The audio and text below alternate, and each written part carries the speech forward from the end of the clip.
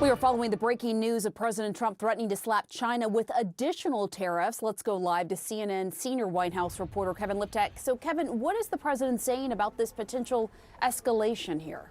Yeah, and it's a major escalation in this tit-for-tat tariff war between Washington and Beijing. Remember, Pam, last week President Trump applied that 35% reciprocal tariff on China. China retaliated, applying its own 34% tariff on the United States. Now President Trump saying this: if China does not withdraw its 34% increase above their already long-term trading abuses by tomorrow, April the 8th, the United States will impose additional tariffs on China of 50% effective April 9th. He goes on to say that additionally, all talks with China concerning their requested meetings with us will be terminated. And I just want to break down the math for you here, Pamela, because remember, President Trump had already applied a 20% tariff on China for its role in the fentanyl crisis. He applied that 34% reciprocal tariff last week. That goes into effect later this week. Now he's threatening this additional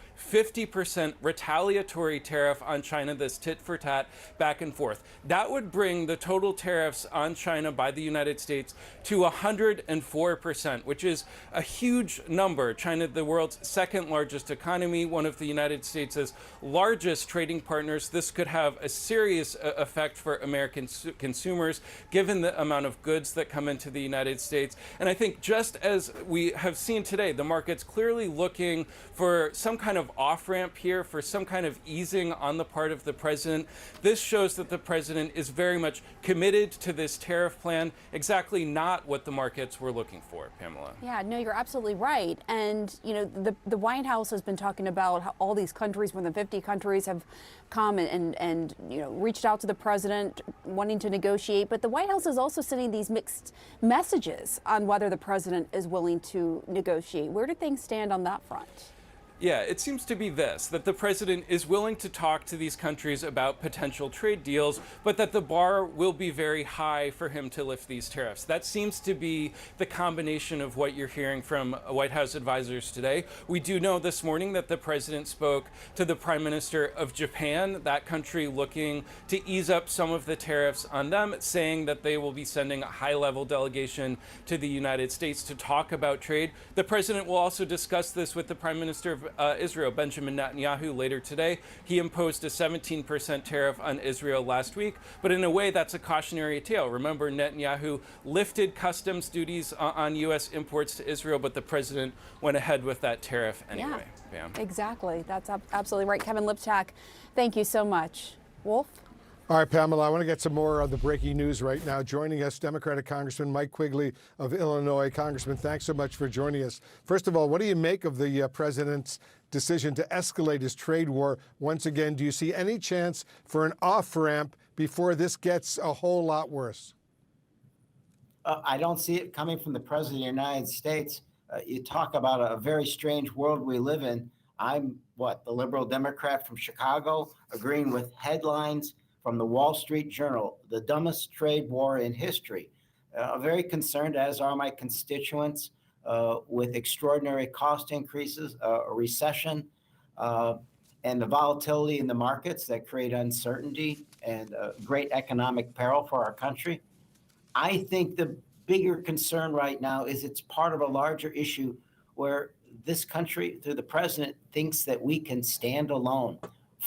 4% of the world's population, we're going to be less secure financially, and we're going to be more vulnerable in every other way from threats from across the seas. I do want to start by talking about this sort of tit-for-tat trade war between the U.S. and China. Obviously, a lot of threats in the air between both countries. Donald Trump now threatening to slap an additional 50% tariff on China if China does not pull back its 34% tariff hike. Just explain to us the potential consequences and which economy stands to lose more from this escalating trade war.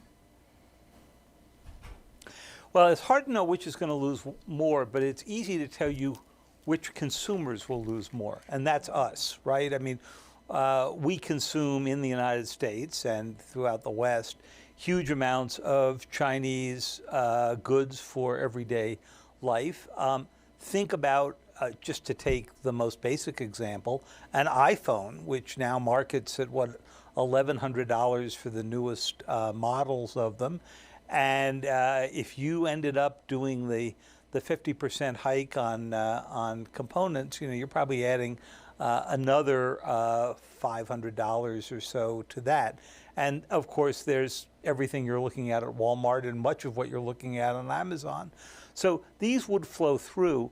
What really sort of struck me about President Trump's Truth Social posting, which was just less than an hour ago, was if you know much about the Chinese structure and about Xi Jinping, the idea of setting him a deadline to back down in 24 hours, he's not going to do that. He's not going to end up looking weaker to Donald Trump. And it's just not in the DNA of the Chinese leadership right now, because he will think that will transfer to the confrontation over Taiwan or something else.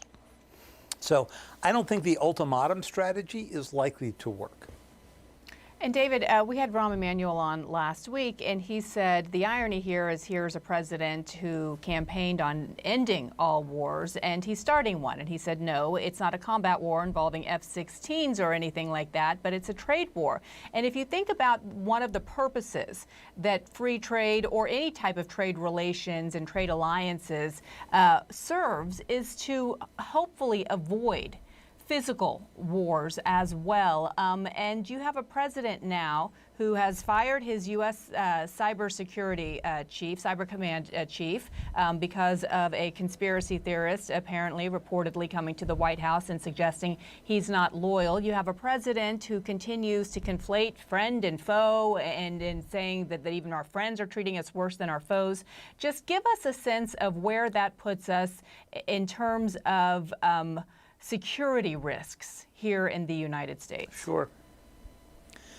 Well, first of all, I mean, just any reading of the history of the past century is trade conflict can frequently spill into military conflict. We've seen that happen time and time again. It was the source of the War of 1812 with Britain, right? But you also saw elements of that in World War I and so forth. Separate and apart from the history lesson here, the conflation of our adversaries with our allies is bound to come back and haunt the United States, I think. What is our greatest military strength as a country beyond our nuclear weapons, which you can't really go use? And the answer is, it's our alliance system. Who is it that we have tariffed heavily in the course of this?